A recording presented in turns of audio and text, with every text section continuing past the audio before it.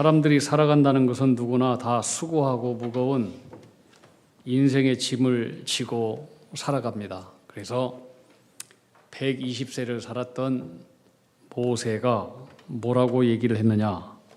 우리의 연수가 70이요 강건하면 80이라도 그 연수의 자랑은 수고와 슬픔뿐이다. 어떻게 해서 수고와 슬픔이 우리의 자랑이 될 수 있겠습니까? 우리 인생의 연수는 자랑할 것이 하나도 없다는 거예요. 그저 수고와 슬픔뿐이다. 이 시대에 대통령이든 부자든 가난한 자든 노동자든 성공한 사람이든 실패를 한 사람이든 사업을 하는 사람이든 노는 사람이든 농사를 짓는 사람이든 아니든 누구나 다 산다는 것은 수고와 엄청난 스트레스 속에 살아갑니다. 가진 자도 없는 자도 배운 자도 못 배운 자도 다 스트레스 속에 살아갑니다. 그래서 모세의 고백이 맞는 거예요. 워싱턴 대학의 심리학 교수인 홀메스 그리고 라해 교수 이 팀이 살아가면서 사람들이 겪게 되는 이 스트레스를 연구했는데 스트레스 정도를 평가하는 검사지를 만들었어요.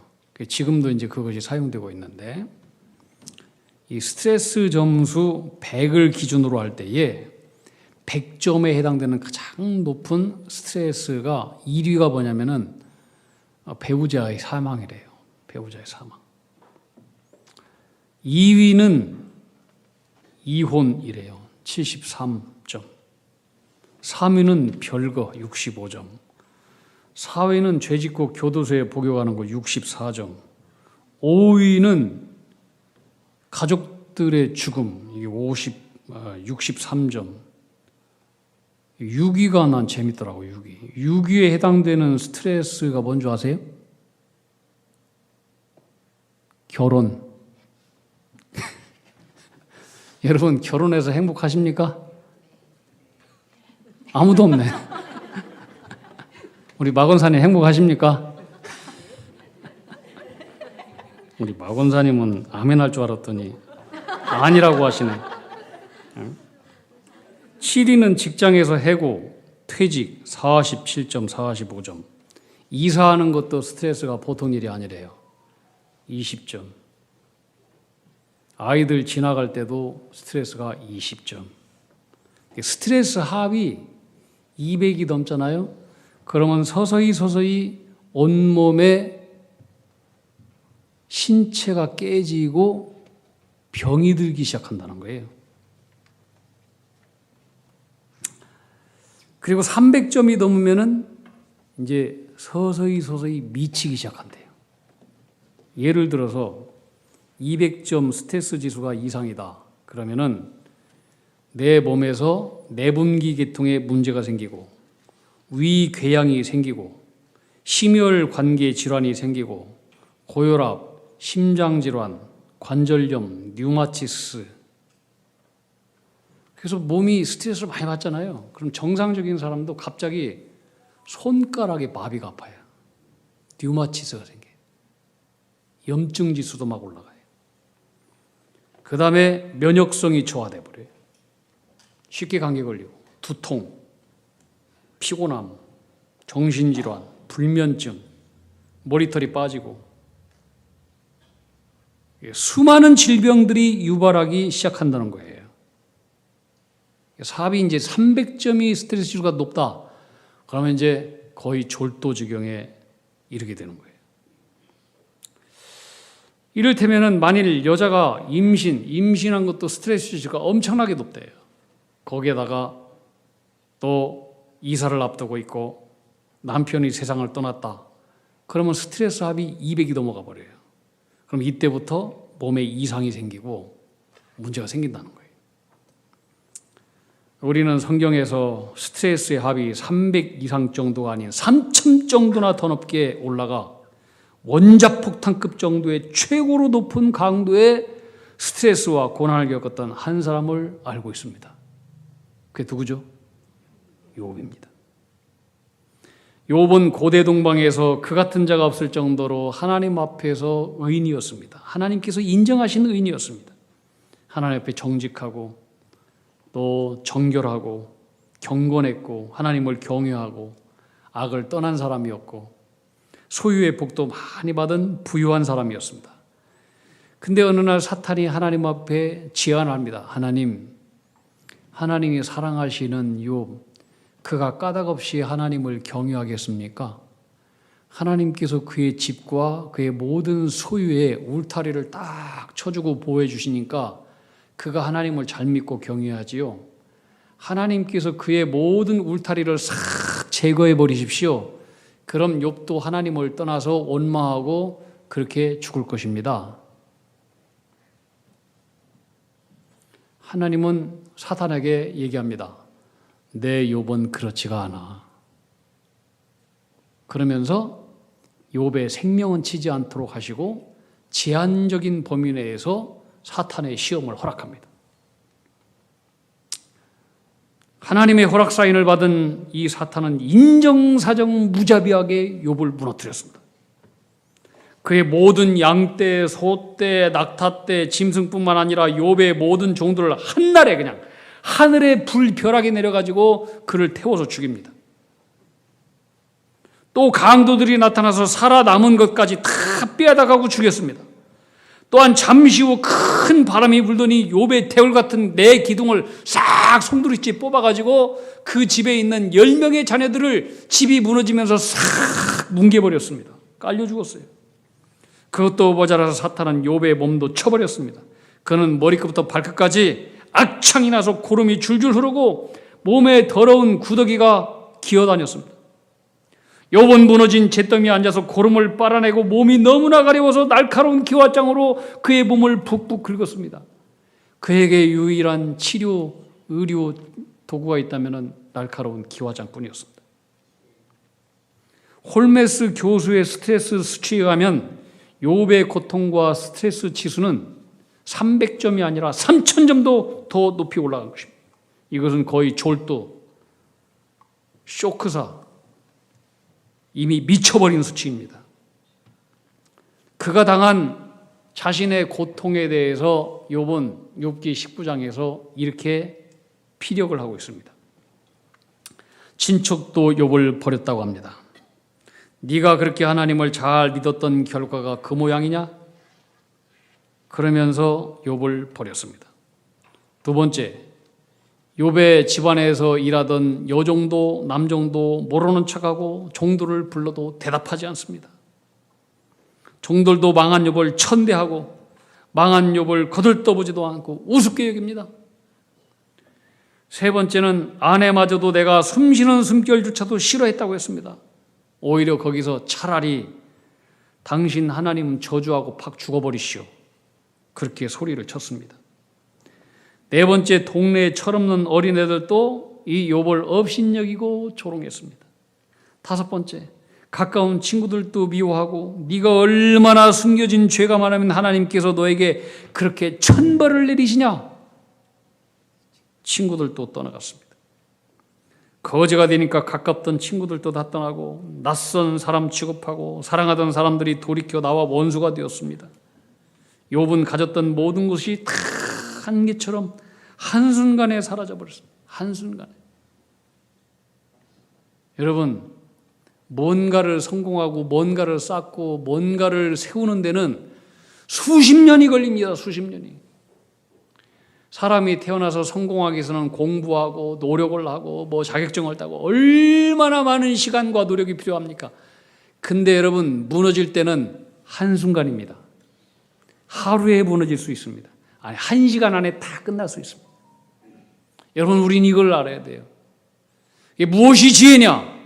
하나님을 경외하는 것이 최고의 지혜인 것입니다. 하나님께서 건강 주시고 이만큼 살만하게 하시고 지혜 주시고 오늘 또 살 수 있는 생명을 주시니까 우리가 살아가는 것이죠. 하나님 가져가 버리고 울타리 제거해 보면 한순간에 무너져. 한순간에. 세우는 것은 수십 년이에요. 평생이에요. 없어지는 건 한순간이에요. 지혜로운 사람은 하나님을 경외해야 돼요. 할렐루야. 욥은 얘기합니다. 자기가 가졌던 것이 한순간에 하루아침에 다 안개처럼 사라져버렸어요. 그리고 그에게 남은 것은 피부와 살이 뼈에 겨우 붙어 있을 지경이다. 그렇게 얘기합니다. 그런데 욥에게는 모든 것들이 다 무너지고 빼앗겨서도 더 견딜 수 없는 아픔이 있었습니다. 견딜 수 없는 고통은 뭐냐? 이 상황에서 하나님도 떠난 것처럼 느껴집니다. 아무리 하나님을 불러도 하나님은 대답하지 않습니다. 하나님은 보이지가 않습니다. 하나님도 자기 자신을 철저하게 외면하신 것 같은 느낌입니다. 그래서 욥은 당시에 자신의 이러한 참담한 영적인 상태에 대해서 뭐라고 얘기하느냐? 오늘 우리가 읽었던 말씀이에요. 욥기 23장 8절 9절.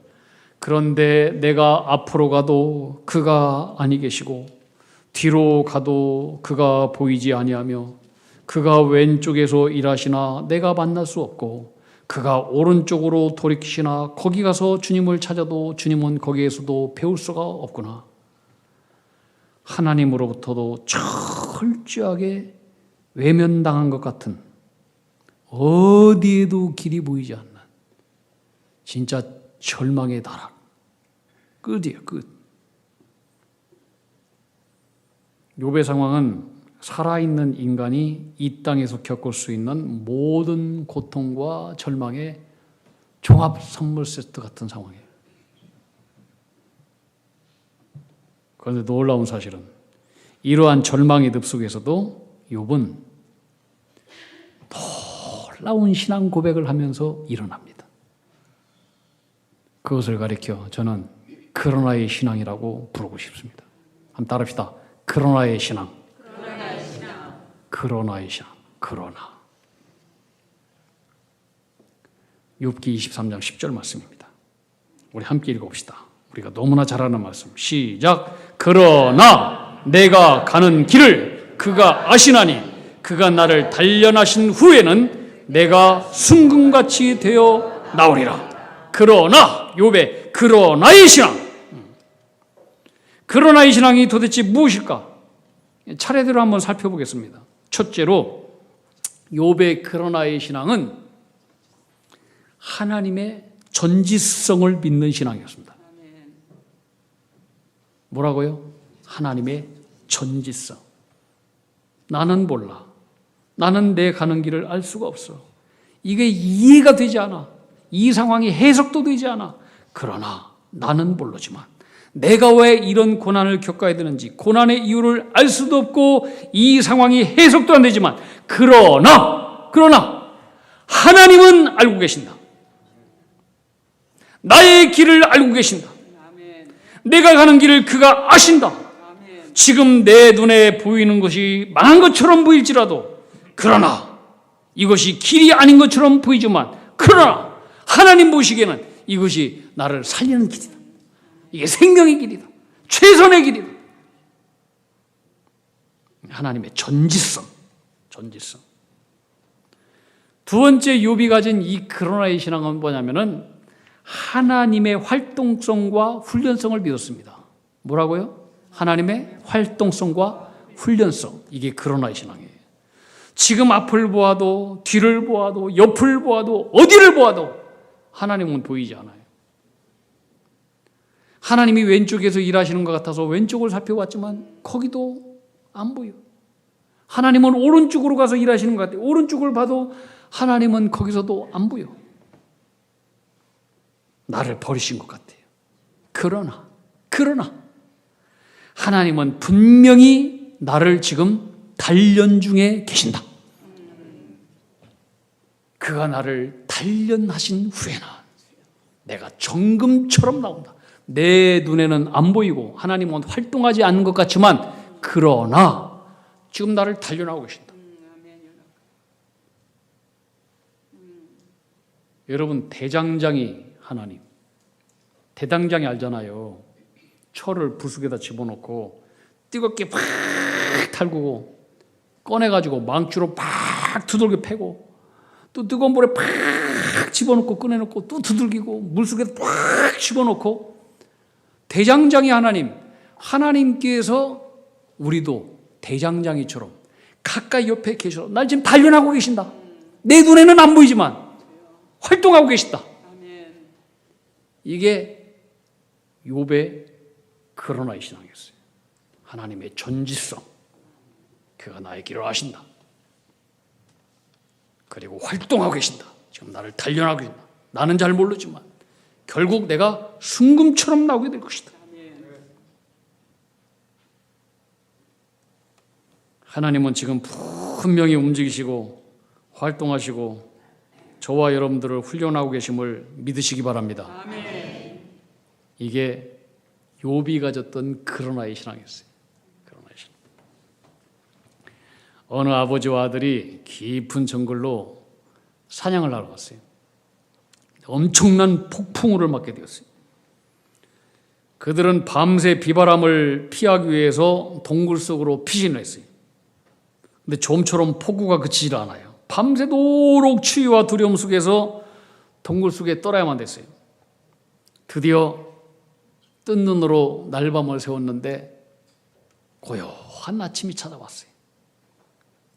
아들은 아버지와 함께 동굴 밖을 나와서 걸으면서 불평하는 소리로 이렇게 아버지에게 물었어요. 아버지, 우리가 동굴 속에서 떨고 있을 사이에 도대체 하나님은 무엇을 하고 계셨을까요? 아버지는 빙그레 웃으면서 얘기합니다. 하나님은 이렇게 고요한 아침을 준비하고 계셨단다.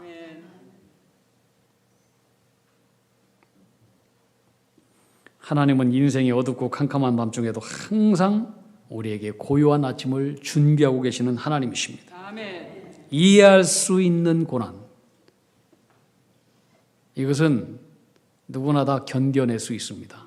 이해할 수 있어. 뭐 내가 잘못해서 고난당했는데 이해할 수 있는 거죠. 해석할 수 있는 고난 얼마든지 견딜 수 있어요. 이해할 수 없는 고난, 해석이 안 되는 고난은 누구나 다 견뎌낼 수 있는 게 아니에요. 여러분, 욥이 당했던 품꾼 속에 있었던 그 고난, 여러분, 이 불의 고난이라고 하는 건요, 믿음이 아니고는 다 그 고난 속에서 다 타 죽어요. 아무도 못 견뎌내요. 어떤 사람이 그 불의 고난 속에서 살아남느냐? 그러나의 신앙을 가진 사람만이 살아남을 수 있는 거예요. 그런 사람만이 타지 않고 순금신앙으로 변화되는 거예요. 이런 그러나의 신앙을 다 가지기를 주님의 이름으로 축복합니다. 욥은 이렇게 최악의 고통 속에 있었지만 그러나의 신앙, 나는 모르지만 그분은 아신다. 하나님의 전지성. 내 눈에 주님은 안 보이고 활동하지 않는 것 같이 보이지만 하나님은 지금 나를 단련하고 계신다.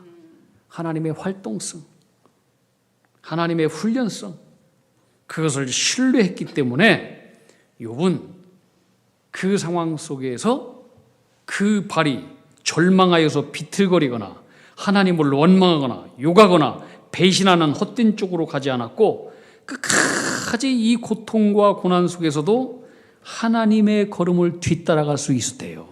이게 욥의 고백이에요. 이런 그러나의 신앙을 가졌기 때문에 고통 중에도 입으로 경거망동한 말을 하면서 하나님의 명령을 어기지 않았고, 고통 중에도 내가 매일 먹어야 되는 매일의 음식보다도 하나님 입에서 나오는 이 말씀을 더 귀히 여겼다라고 얘기해요. 이 그러나의 신앙을 가질 수 있기 때문에. 그렇지 않았다면 이 욥은 그 속에서 돼지처럼 살다가 돼지처럼 죽었을 거예요.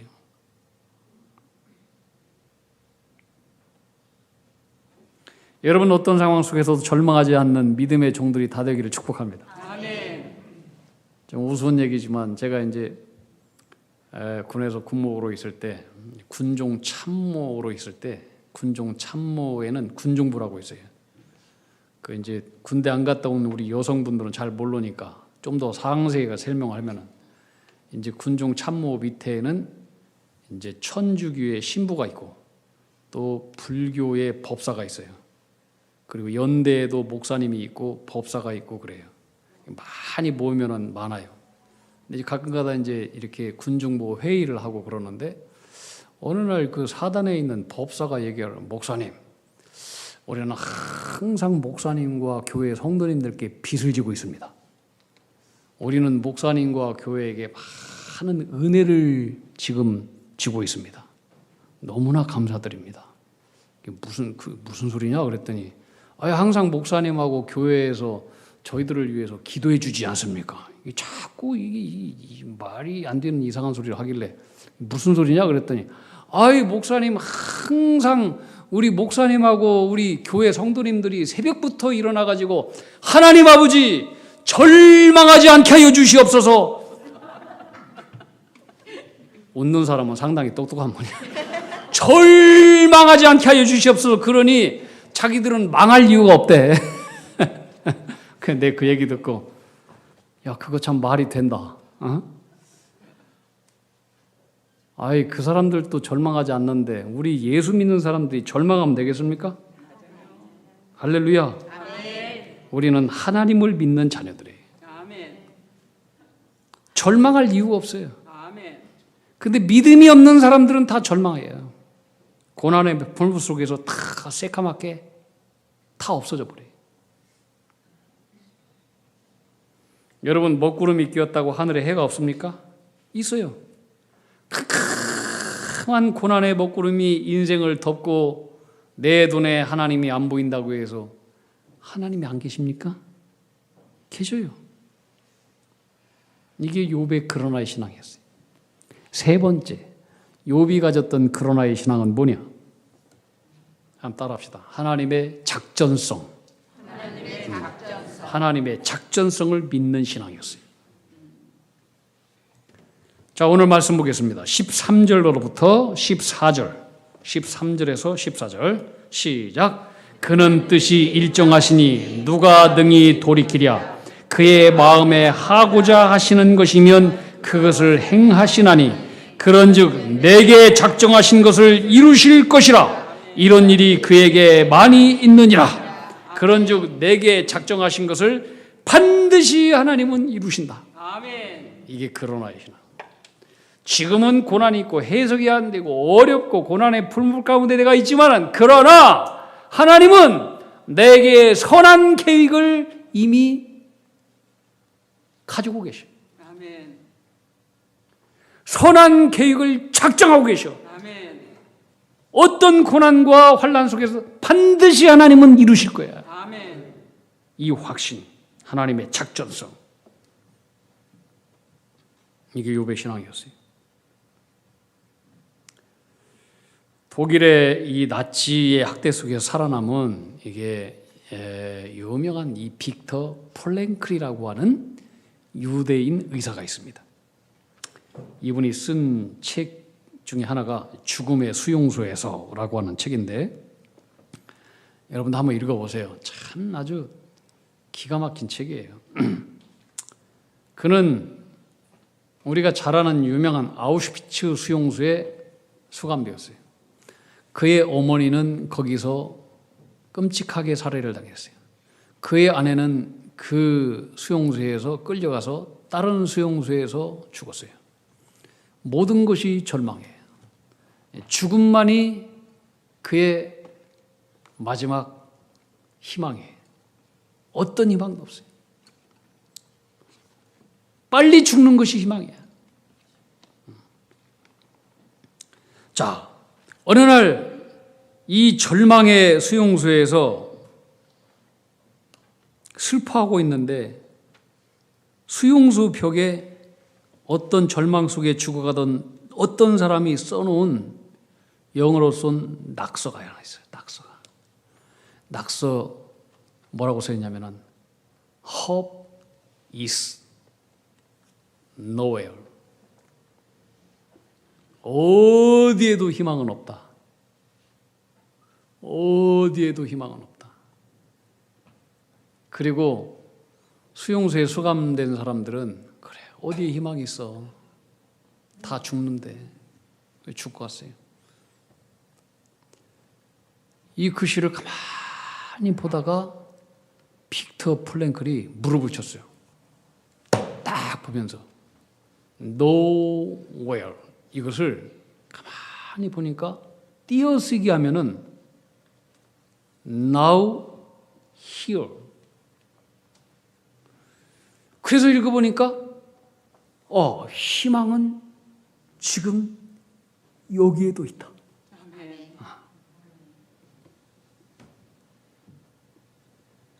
먹구름이 있다고 태양이 안 보이는 것이 아니라 하나님은 지금 여기에도 있다. 그는 호프에다가 하나님을 줍니다. 하나님은 지금 여기에도 있다. 그는 이것을 하나님의 계시로 뒀습니다. 그래, 여기에도 희망은 있어. 여기에도 하나님은 움직이고 계시고 하나님은 살아계시고 이런 믿음을 가지게 되었어요. 그리고 희망 속에서 수감 생활을 다시 해요. 그 당시 이 나치 군인들은 이 수감자들에게 하루에 한 컵의 물만 주었습니다. 한 컵의 물. 이거보다도 작은 한 컵의 물. 그런데 이 한 컵의 물을 어떤 사람들, 희망이 없는 사람 다 먹어버려요. 다 먹어버려요. 근데 그때 희망을 가진 사람들은 한 컵의 물을 반절만 먹고 나머지를 가지고 뭘 하느냐, 이걸 가지고 옷에다 물을 묻혀서 얼굴을 닦아요. 나는 인간이다. 나는 돼지 짐승이 아니다. 얼굴을 닦아요. 그리고 이 물 가지고 양치질을 해요. 그리고 이 물 가지고 깨진 유리병을 주워 가지고 면도를 해요. 사람들은 얘기했어요. 그게 무슨 짓이냐? 그게 무슨 의미가 있는 짓이냐? 쓸데없는 짓 그만하라. 곧 죽을 텐데 뭘 그런 짓을 하느냐? 사람들은 다 부정적이었어요. 그 당시에 수용소에 32,000명이 수용하고 있었는데 수용소의 화장실은 딱 하나밖에 없어요. 그리고 화장실을 사용할 수 있는 시간은 오전과 오후 딱 10분만 주어졌어요.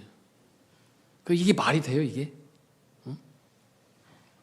수감자들은 아침에 일어나면 배설의 고통에 시달리기 시작해요. 그럼 이 배설의 문제를 어떻게 해결하겠습니까? 그들이 잠자고 있는, 생활하고 있는 방에다가 배설을 했어요. 그리고 그들이 아침, 점심으로 받아먹는 밥그릇에다가 배설을 했어요. 그리고 거기다가 다시 밥을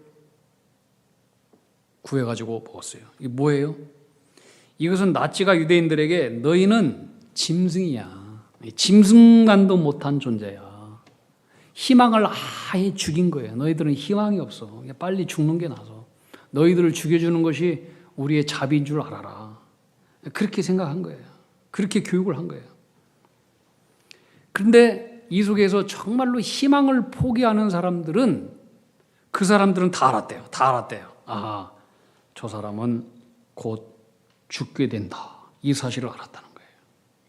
근데 이 상황 속에서 좀 전에 얘기한 것처럼 면도하고 이 닦고 세수하고 이런 사람들은 살아났다는 거예요. 살아났다.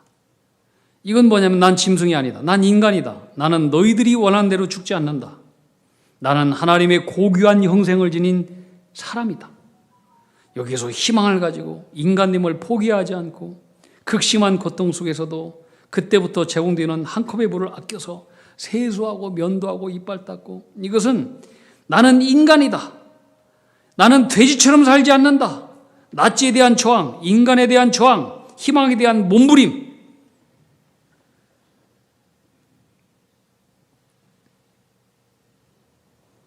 그리고 그 속에서도 동료애를 잃지 않고 웃음이 없는 지옥 속에서도 그들은 웃음을 잃지 않으려고 노력했다는 거예요. 그러니까 이런 사람들은 살아났다는 거야. 그걸 무엇으로 증명할 수 있어? 여기에서 나중에 이제 빅터 클랭클이 감옥에서 나온 이후에 이 수감소에서 살았던 사람들을 관찰하고 또 목격한 경험담을 담아서 로고 테라피라고 하는 아주 유명한 심리 치료법을 개발해서 내놓게 됩니다. 노고테라피는 뭐냐? 모든 사람들에게 진정 필요한 것은 스트레스가 없는 상태가 아니다. 우리 다 스트레스가 있어요. 안 받고 살 수 없어요. 스트레스가 없는 상태가 아니라 고통과 고난과 말할 수 없는 지옥 같은 상황이 있다고 할지라도 나는 단순히 무조건 순응해야 되는 유전과 환경의 산물이 아니며 스스로 결정하고 자기의 삶에 책임을 질 수 있는 능력을 지닌 의미 있는 존귀한 존재다. 어떤 상황 속에서도 내 자신의 의미와 가치를 찾고 발견할 수 있도록 돕고 동기를 부여하고, 이것이 로고테라피예요. 로고테라피.